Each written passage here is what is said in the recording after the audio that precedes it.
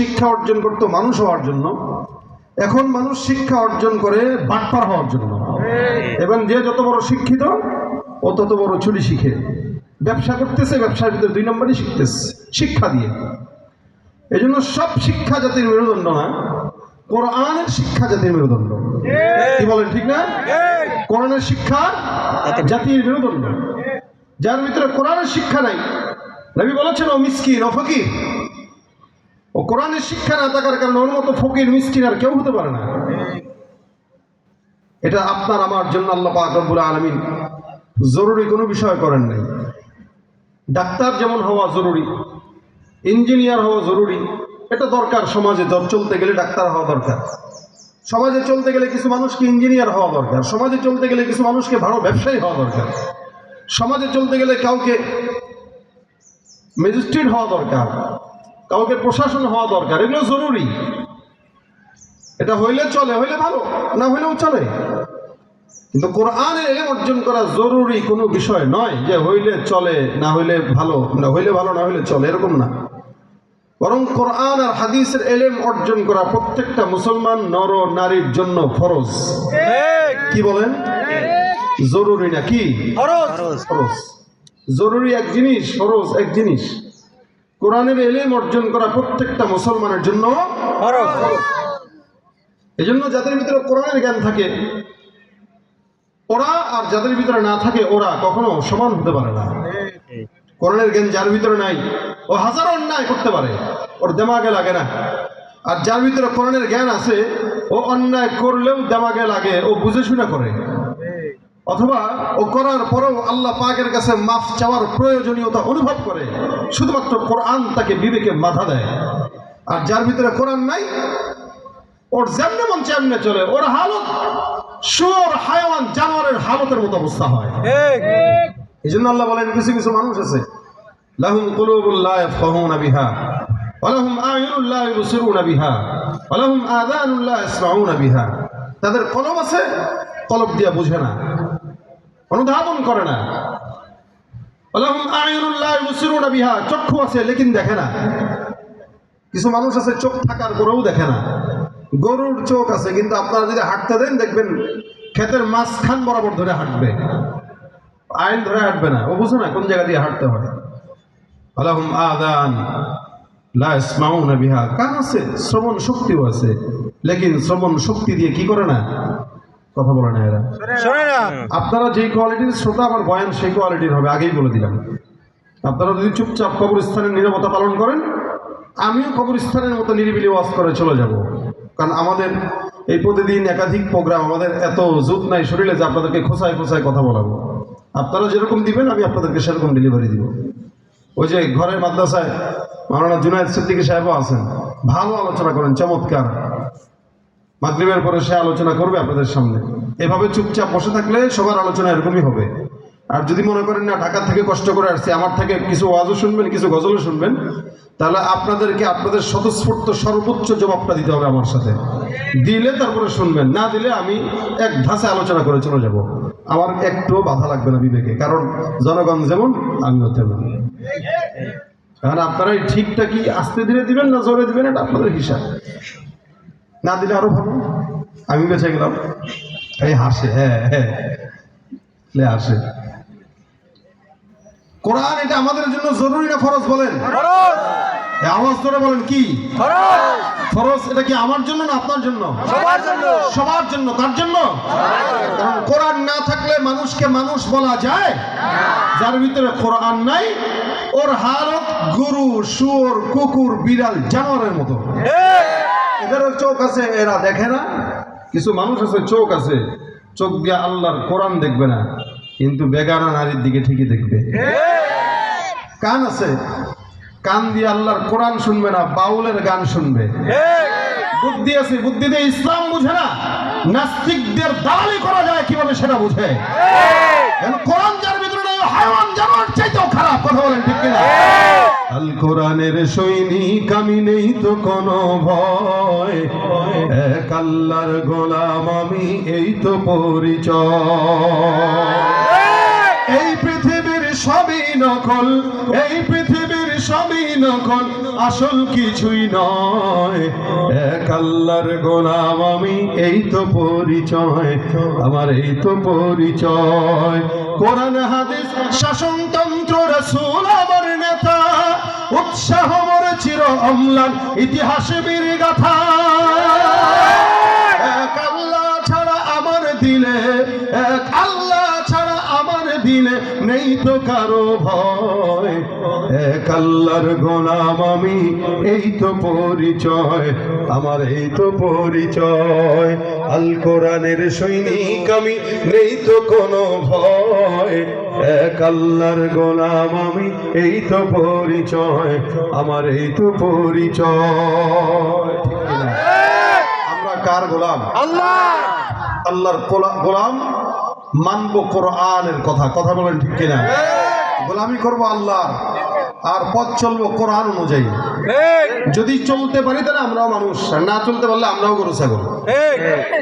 গরু ছাগলের চোখ থাকতেও দেখতে পায় না, সলিডটা দেখতে পায় না, কান থাকতেও শুনতে পায় না, অন্তর থাকতেও বুঝতে পায় না। আল্লাহ বলেন কিছু মানুষ আছে এরকম, চোখ আছে দেখে না, কান আছে শোনে না, দিল আছে বুঝে না। উলাইকা কাল আনআমি বাল হুম আদল। আল্লাহ বলেন এগুলো সব হলো হায়াওয়ান জানোয়ারের মতো, বাল হুম আদল, বরং তার চাইতেও নিকৃষ্ট। হায়াওয়ান জানোয়ারের চাইতেও খারাপ কেমনে হয় ভাই? গরু ছাগলের কি কোরআন শিক্ষা করা দরকার আছে? না। ওরা পড়ে মাদ্রাসায় আসে? আসে না। গরু ছাগলও কোরআন শিখে না, আমরাও কোরআন শিখি না। আল্লাহ বলেন সাওয়া, এরা বরাবর সব। বরং তার চেয়ে খারাপ কিভাবে হয়? এই এলাকার ভিতরে যত অন্যায়, অবিচার, দুর্নীতি, চাঁদাবাজি, সন্ত্রাসী, খুন, ধর্ষণ, অত্যাচার, ব্যবসায় 2 নম্বরই মানুষ করে না গরু ছাগল করে? মানুষ। এক বাক্যে আপনারা বলেছেন, কে করে? মানুষ করে। ব্যবসায় 2 নম্বরই গরু করে না, মানুষ করে। ধর্ষণ কুকুর করে না, মানুষ করে। আল্লাহ বলেন যেই কাজটা গরু, ছাগল, শুয়োর, হায়াওয়ান, জানোয়ার, কুকুর করে না, ওই কাজ তুমি করো, তুমি তো কুকুরের চাইতে অধম। সুতরাং কোরআনের জ্ঞান যার নাই, ও কখনো কখনো কুকুরের চেয়েও অধম হয়ে যায়, শুধুমাত্র কোরআন না বুঝার কারণে। এজন্য আল্লাহর হাবিব বলেন তলাবুল ইলমি ফারিদাতুন আলা কুল্লি মুসলিম। প্রত্যেকটা মুসলমান নরনারীর জন্য আল্লাহর কোরআনের ইলম অর্জন করা কি, এটা আল্লাহ পাক রব্বুল আলামিন অনেক দামি জিনিস বানিয়েছেন, এটা ফরজ বান্দার জন্য। এই জন্য আল্লাহ বলেন হে রাসূল, কুল হাল ইয়াসতাবিল্লাযীনা ইয়ালামুন ওয়াল্লাযীনা লা ইয়ালামুন, যারা কোরআনের জ্ঞান জানে আর যারা জানে না তারা কখনো কি সমান হতে পারে? না। প্রশ্নের ভিতরে, এই সওয়ালের ভিতরে আল্লাহ পাক জবাবটাকে উজ্জ্বল রেখে দিয়েছেন। কখনো কখনো প্রশ্নের ভিতরে জবাব মিলে যায়। আমরা ছাত্র জামানায় যখন পরীক্ষার হলে যেতাম, প্রশ্নপত্র যখন উস্তাদরা দিত, কখনো বলতো দেখ এই প্রশ্নটা ভালো করে পড়বি, কারণ প্রশ্নের ভিতরেই কিন্তু 2-1টা জবাব লুকায় আছে। যে লোকটা দামি জ্ঞানী, ওই লোকটা প্রশ্ন থেকে জবাব বের করে নেয়। আল্লাহ পাকের এই প্রশ্নের ভিতরেই জবাবটা লুকানো আছে, বের করা অনেক সহজ। আমার আল্লাহ পাক রব্বুল আলামিন যারা বলেন, যারা কোরআনের ইলম যারা জানে, যারা জানে না, এরা কখনো সমান হতে পারে না। যার কারণে প্রত্যেকটা মানুষের জন্য কোরআনের ইলম অর্জন করা ফরজ। হে মুসলমান নবীর উম্মত, আল্লাহ রাসূল সাল্লাল্লাহু আলাইহি ওয়াসাল্লামের সাহাবী কারণে বলেন, হযরত আলী রাদিয়াল্লাহু তাআলা বলেন, লানা ইলমুন ওয়ালিল জুহালি মালুন। আল্লাহ পাক আমাদের উপর একটা বন্টন করেছেন, যারা মূর্খ, জাহেল, যারা আমাদের শত্রু ইহুদি নাসারা, আল্লাহ পাক তাদের জন্য দুনিয়ার সম্পদ দিয়েছেন, আর মুমিন ইমানদারদের জন্য আল্লাহ পাক তার ওহীর ইলম দান করে দিয়েছেন। সুবহানাল্লাহ। লানা ইলমুন ওয়ালিল জুহালি মালুন। আল্লাহ পাক রব্বুল আলামিনের এই বান্দা বলেন, হযরত আলী বলেন, আমাদের জন্য দ্বীনের ইলম আর জাহেলদের জন্য সম্পদ। দেখবেন এই কারণে উলামা একরাম নিজের টাকা খরচ করে দ্বীনের কাজ করে। মসজিদ মাদ্রাসা যতগুলা পরিচালনা হয় মাদ্রাসায় দেশে, আকসার মাদ্রাসাগুলো মুহতামিম সাহেবদের টাকায়, তাদের কষ্ট মুজাহাদায় চলে। যদিও আপনারা সামান্য কিছু দান করেন, সহযোগিতা করেন, কিন্তু সারা বছর কিভাবে চলে একটা মুহতামিম স্যার এটা কেউ জানে না। লানা ইলমুন। আল্লাহর নবীর সাহাবী আলী রাদিয়াল্লাহু তাআলা বলেন, আমাদের কাছে ইলমের দাম বেশি, যার কারণে এই ইলম টিকায় রাখতে যায় উলামা একরাম লক্ষ লক্ষ লক্ষ টাকা নিজের পকেট থেকে খরচ করে। আর ওয়ালিল জুহালি মালুন, যারা জাহেল, যারা দুনিয়াদার, তাদের জন্য আল্লাহ সম্পদ দিয়ে রেখেছেন, যার কারণে নির্বাচন আসার আগে দেখবেন 100 টাকার বিনিময়ে এই মানুষকে কিনা যায়। আছে না নাই? অসংখ্য মানুষ আছে আমাদের সমাজে, নির্বাচনের আগে দেখবেন 100 টাকার এক কাপ চায়ের বিনিময়ে বিক্রি হয়ে যায়। 100 টাকাও লাগে না, কখনো এক কাপ চা দিলেই বিক্রি হয়। হে মুসলমান, মনে রাখবেন, ইমান দামি জিনিস, এলেম দামি জিনিস। এটা টাকা দিয়া কিনা যায় না, নমিনেশন টাকা দিয়ে খরিদ করা যায়, কিন্তু মুসলমানের ইমান আর এলেম কোনোদিন বাতিল টাকার বিনিময়ে খরিদ করতে পারে না, ঠিক কিনা? সামনে নির্বাচন আসতেছে, এই জন্য নিজেকে মূর্খ নাকি জ্ঞানী এটা সাব্যস্ত করবেন। যদি মূর্খ হয়ে থাকেন তাহলে 100 টাকা দিয়ে মিছিলে বিক্রি হয়ে যাবেন। আর জ্ঞানী যদি হয়ে থাকেন, আপনার টাকা কোটি কোটি টাকা দিলেও কোনোদিন কেউ কারো সামনে মাথাকে বিক্রি করতে পারে না। আচ্ছা বলেন তো, আপনাদের এলাকায় একটা ছাগলের দাম কত? 2000-3000 দিয়ে ছাগল ফালি করে কাকা আমাকে দিয়ে দেন, আমিও নিয়ে ব্যবসা করবো। 10,000 নিচে আসেনি ছাগল? কাকা খবর রাখে না তো? ছাগলের কেজি তো আছে 900-950 টাকা, গোস্তের কেজি, তাই না? আমরা ঢাকায় কিনি কত? 1150 এখন। সুবহানাল্লাহ, তাতে আমিও ভুল করলাম। আচ্ছা ধরলাম একটা ছাগল মিনিমাম ছোট হইলেও 10,000 টাকা। আচ্ছা বলেন এবার, একটা গরুর দাম তো 50-এর নিচে তো পাওয়া যায় না। 1 লাখ, 2 লাখ, 1.5 লাখ, অনেক দামি গরু এই দেশে আছে। এরপরেও মিনিমাম একটা গরু কিনতে গেলে 50,000 টাকা লাগে, একটা ছাগল কিনতে গেলে 10,000-12,000 টাকা লাগে, একটা মুরগি, একটা হাঁস কিনতে গেলেও 1,000 টাকা লাগে। কিন্তু আমাদের দেশের কিছু জাহেল গুলো আছে, এগুলোর নির্বাচনের সময় 1,000 টাকা এগুলোর দাম উঠে না, 100 টাকা সর্বোচ্চ দাম। কথা বলেন ঠিক না? যাদের হাতে যায় ক্ষমতা, দেশ যেন বাপের ভিটা, রাখতে চেয়ার শুরু করে বিদেশিদের পাচাটা। বিদেশিদের কথা মতো চালায় ওরা নিজের দেশ। দেখতে দেখতে গোল্লায় গেল আমার সোনার বাংলাদেশ। মুসলমানের দেশটা মোদের আছে খাতা কলমে, দোষের দোষী যে বাজারে শাস্তি পায় যে আলেমে। মুসলমানের দেশটা মোদের আছে খাতা কলমে, দোষের দোষী যে বাজারে শাস্তি পায় যে আলেমে। ওরা ইসলাম বেচে ক্ষমতাটা পাকাপোক্ত করে বেশ, ইসলাম বেচে ক্ষমতাটা পাকাপোক্ত করে বেশ। দেখতে দেখতে গোল্লায় গেল আমার সোনার বাংলাদেশ।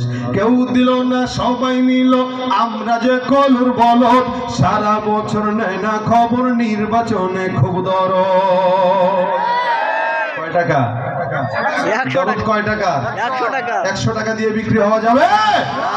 কেউ দিল না, সবাই নিল, আমরা যে কলুর বলদ। সারা বছর নেয় না খবর, নির্বাচনে খুব দরদ। নির্বাচনের আগে নেতা ধরে কত রকম বেশ। দেখতে দেখতে গোল্লায় গেল আমার সোনার বাংলাদেশ। একে একে শেষ করেছি, সবার দেখা হইল শেষ। দেখতে দেখতে গোল্লায় গেল আমার সোনার বাংলাদেশ। ঠিক কিনা? তারা বলেন, মুমিনদের জন্য কি আছে? এলেম। আর মূর্খদের জন্য কি আছে? সম্পদ। কথাটা মুখস্থ করেন। মুমিনদের জন্য কি? এলেম। জাহেলদের জন্য কি? সম্পদ। মূর্খদের জন্য কি? সম্পদ। আপনি কি মূর্খ হবেন নাকি আলেম হবেন? আলেমদের কাছে এলেমের দাম আছে, আর জাহেলদের কাছে টাকার দাম। কারণ তুই এলেম দিয়ে কি করবো? আমার টাকা দরকার, টাকা দরকার, টাকা। এই জন্য হযরত আলী বলেন, আমাদের জন্য এলেম, তাদের জন্য জাহেলদের জন্য টাকা পয়সা সম্পদ। তারা তাদের সম্পদ নিয়ে সন্তুষ্ট, আমরা আমাদের এলেম নিয়ে সন্তুষ্ট। হযরত আবু হুরায়রা রাদিয়াল্লাহু তাআলা বর্ণনা করেন, নবী করিম সাল্লাল্লাহু আলাইহি ওয়াসাল্লাম আমাকে একবার বললেন, হে আবু হুরায়রা, আমার কাছে গনিমতের মাল আছে, তুমি যদি চাও এই গনিমতের মাল থেকে তোমাকে কিছু দান করতে পারি। আল্লাহর নবীর সাহাবী আবু হুরায়রা ডাক দিয়ে বলেন, ইয়া রাসূলুল্লাহ, গনিমতের মাল আপনি আমাকে দিতে চান? পয়গম্বর, আমার কাছে গনিমতের মালের চাইতে পয়গম্বর আপনার সিনার মধ্যে যে এলেম আছে ওই এলেমের দাম বেশি। সুবহানাল্লাহ। নবী আপনি আমাকে গনিমতের মাল দরকার নাই, আপনার সিনার থেকে এলমের যে নূর আছে ওই নূর কিছু আপনি আমাকে দান করে দেন। আল্লাহ নবী ডাক দিয়া বলেন, হে আবু হুরায়রা তুমি এই জায়গায় বসো। আমি এই জায়গায় বসলাম, নবী এক পাশে আমি আরেক পাশে, মাঝখানে একটা চাদর বিছাইতে বললেন। আমি পয়গম্বরের কথা অনুযায়ী আমার গায়ের চাদরটাকে মাঝখানে বিছাই দিলাম। আবু হুরায়রা রাদিয়াল্লাহু তাআলা আনহু বলেন, নবী করিম সাল্লাল্লাহু আলাইহি ওয়াসাল্লাম যখন আমাকে বললেন চাদর বিছানোর জন্য, চাদরটা বিছাইলাম। নবী তারপরে কি যেন পড়লেন, তারপরে আমাকে আবার বললেন চাদরটা তুমি একটু নাও, এটাকে বাস করে তোমার সিনার সঙ্গে জড়ায় ধরো। আল্লাহ পাক রব্বুল আলামিনের হাবিব যখন আমাকে বললেন, চাদরটা আমি ভাঁজ করলাম, তারপরে আমার সিনার সঙ্গে জড়ায় ধরলাম। আল্লাহর কসম করে বলছি, সেদিন থেকে আমি আবু হুরায়রার কলবের মধ্যে আল্লাহ পাক রব্বুল আলামিন ইলমের গভীরতা আর নূর দান করে দিয়েছে। সিনার থেকে সিনা আল্লাহ পাক রব্বুল আলামিন কোরআনের ইলম অর্জন করায় দেয় বান্দাকে। দুনিয়ার কোনো ইলম এরকম দামি নাই যে ইলমটা সিনার থেকে সিনা। দুনিয়ার ইলম এরকম দামি নয় যে ইলমটা পড়ার জন্য সওয়াব হয়। দুনিয়ার ইলম এমন কোনো দামি না যেটা ধরতে গেলে ওযু লাগে, কিন্তু কোরআনের ইলম এমন দামি। আল্লাহ পাক বলেন, লা ইয়ামাসসুহু ইল্লাল মুতাহহারুন। এই কোরআন ধরতে গেলে ওযু লাগবে, পবিত্রতা লাগবে। পবিত্রতা ছাড়া কোরআন ধরা যায় না। অঙ্ক, ইংরেজি, বাংলা যা পড়েন এগুলোর ভিতরে পড়লে সওয়াব নাই। কোরআন তেলাওয়াত করলে আল্লাহর নবী বলেন একটা অক্ষরে 10টা করে নাকি। আল্লাহ পাক রব্বুল আলামিন এটাকে এমন দামি বানাইছেন যেটা আল্লাহ পাক রব্বুল আলামিন সবার সিনায় দেয় না। দুনিয়ার জমিনে কত মানুষ আছে যারা ইঞ্জিনিয়ার হয়, ডাক্তার হয়, দেখবেন 30-35 বছর লাগায় ডাক্তার হয়। এই 30-35 বছরে অসংখ্য গুনাহ করে, অন্যায় করে, অন্যায় অবিচার করে, এরপরেও বান্দা ডাক্তার হতে পারে, ইঞ্জিনিয়ার হতে পারে। কিন্তু কোরআনটা এমন দামি কোরআন, এটা সবার অন্তরে যায় না। যাদের সিনার ভিতরে আল্লাহ দেয় হাফেজে কোরআন, এই হাফেজে কোরআনের সিনা পরিচ্ছন্ন থাকার কারণে আল্লাহ পাক 10-12 বছরের ভিতরেই তাদেরকে হেফজ সম্পন্ন করায় দেন। কোন হাফেজকে আপনারা দেখবেন না যে সে 40 বছরে হাফেজ হয়েছে। কোন হাফেজকে দেখবেন না যে 30 বছরে হাফেজ হয়েছে। কেন জানেন? বয়স যত বাড়ে তার গুনার বোঝা তত বাড়ে। আর যার যত গুনাহ, ওই গুনাহগারের অন্তরে আল্লাহ কোনোদিন কোরআনকে ঢুকান না। এজন্য ডাক্তাররা তার বয়স বেশি হয়ে গেলে ডাক্তার হইতে পারে, ডাক্তাররা তার বয়স বেশি হয়ে গেলে ইঞ্জিনিয়ার হইতে পারে, সব হইতে পারে, কিন্তু হাফেজ 15 বছর বয়সে হইতে পারে না। মিনিমাম 10 থেকে 12 বছরের ভিতরে হওয়া লাগে। এজন্য 15 বছর মিনিমাম, এর ঊর্ধ্বে গেলে কোনো হেফজখানায় কোনো ছাত্রকে ওস্তাদরা ভর্তিও নেয় না। সে এখন গুনাহ বুঝে গেছে, তার নফস নাপাক হওয়া শুরু হয়েছে। এই নফসে এখন আর কোরআন ঢুকবে না। দেখেন না আমাদের দেশের মানুষ যারা কোরআন পারে না, এরা আল্লাযী ইউওয়াসবিসু ফি সুদুরিন নাস পড়তে পড়তে সারা জিন্দগি পার হয়ে যায়। তাও মুখ দিয়েও বের হয় না, কলবেও ঢুকে না। আর যদি মঞ্চে বক্তব্য দিতে বলেন, দেখবেন সব বুঝে, রাজনীতি বুঝে, ব্যবসা বুঝে, সব বুঝে, জ্ঞান দুনিয়াতে তার কম নাই, কিন্তু আউযু বিল্লাহি মিনাশ শাইতানির রাজিম বিসমিল্লাহির রহমানির রহিম পড়ে না, সব বুঝে, এটা পারে না। কেন? অন্যায় অবিচার গুনাহ করতে করতে অন্তরকে অপরিচ্ছন্ন বানাইছে, যার কারণে সিনায় কোরআন ঢুকে না, জবানেও কোরআন ঢুকে না। কেন? কোরআন ঢুকার জন্য শর্ত হইল অন্তরকে পরিচ্ছন্ন আর পবিত্র রাখতে হবে। এটা কোরআনের অন্যতম একটা বৈশিষ্ট্য। এই জন্য ভাইরা আমার, যারা হাফেজে কোরআন হয় তারা 5-7 বছরে হাফেজ হয়ে যায়, 10-12 বছরে হাফেজ হয়, কারণ অন্তর নাপাক নয়, অন্তর পবিত্র। কিন্তু যারা বড় হয় তাদের অন্তরের ভিতরে কোরআন না ঢোকার অন্যতম কারণ নফস পবিত্র নয়, নফস নাপাক, জবান নাপাক, যার কারণে নফসের ভিতরে আল্লাহ পাক রব্বুল আলামিন কোরআন ঢুকায় না। আবু হুরায়রা রাদিয়াল্লাহু তাআলা আনহু বলেন, আমার পয়গম্বরের সিনার থেকে আমার সিনার ভিতরে কোরআনের ইলমের নূর ঢুকে গেছে।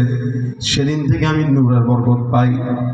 এ মুসলমান নবীর উম্মত, আল্লাহ পাক বলেন, নাযালা বিহির রূহুল আমিন। এই কোরআনটা লৌহে মাহফুজে ছিল, আমি আল্লাহ পাক জিবরিলের মাধ্যমে এটা নাজিল করলাম। জিবরিলের সিনার থেকে পয়গম্বর আলা কলবিকা, আপনার কলবের ভিতরে কোরআনকে বসায় দিলাম। সুবহানাল্লাহ। নবীর কলবে আল্লাহ কোরআনকে বসায় দিয়েছেন। কলবে বসাইছেন, পকেটে না, কলবে বসাইছেন। যেটা পকেটে থাকে, ঝুলন্ত থাকে, হাতে থাকে, এগুলো চুরি হয়। আর কলবে যেটা থাকে ওটা দুনিয়ার কেউ চুরি করতে পারে না। এটার জিম্মাদারি কার কাছে? আল্লাহর। এজন্যই যত পূর্ববর্তী কিতাবগুলো আছে প্রত্যেকটা কিতাব নবীদের হাতে আল্লাহ ধরাই দিয়েছেন। মূসাকে আল্লাহ পাক হাতের ভিতরে কিতাব ধরাইলেন, আল্লাহ পাক ঈসা নবীকে হাতের ভিতরে কিতাব ধরাইলেন, দাউদ নবীকে কিতাব হাতে ধরাইলেন। সব নবীদেরকে দিয়ে বললেন তোমাদের কাছে দায়িত্ব, এটা তোমরা হেফাজত করবা আর সুন্দর করে আমল করার জন্য উম্মতকে উদ্বুদ্ধ করবা। সমস্ত কিতাব যতদিন তোমরা থাকবা ততদিন থাকবে। এখনো পর্যন্ত তাওরাত জাবুর ইঞ্জিল আছে, কিন্তু 1 নাম্বারটা নাই, সব 2 নাম্বার। ইহুদিরা বিকৃত করে ফেলছে, নাসারারাও বিকৃত করে ফেলছে, কারণ আল্লাহর জিম্মায় দায়িত্ব নাই, নবীর জিম্মাদারিতে দিয়ে দিয়েছিলেন। কিন্তু কোরআনটাকে আল্লাহ পাক রব্বুল আলামিন যখন নাজিল করেন, আল্লাহ পাক রব্বুল আলামিন বলেন ইন্না নাহনু নাযালনা যিকরা ওয়া ইন্না লাহু লাহাফিজুন। আল্লাহ পাক রব্বুল আলামিন বলেন কোরআনটা নাজিল করলাম আমি আল্লাহ, আর এই কোরআনের হেফাজতের দায়িত্ব নিয়ে নিলাম আমি আল্লাহ পাক রব্বুল আলামিন নিজেই। সুবহানাল্লাহ। যে জিনিসের জিম্মাদারি আল্লাহর কাছে যায়, দুনিয়ার কোন মানুষের কি সাহস আছে ওই জিনিস বিকৃত করার?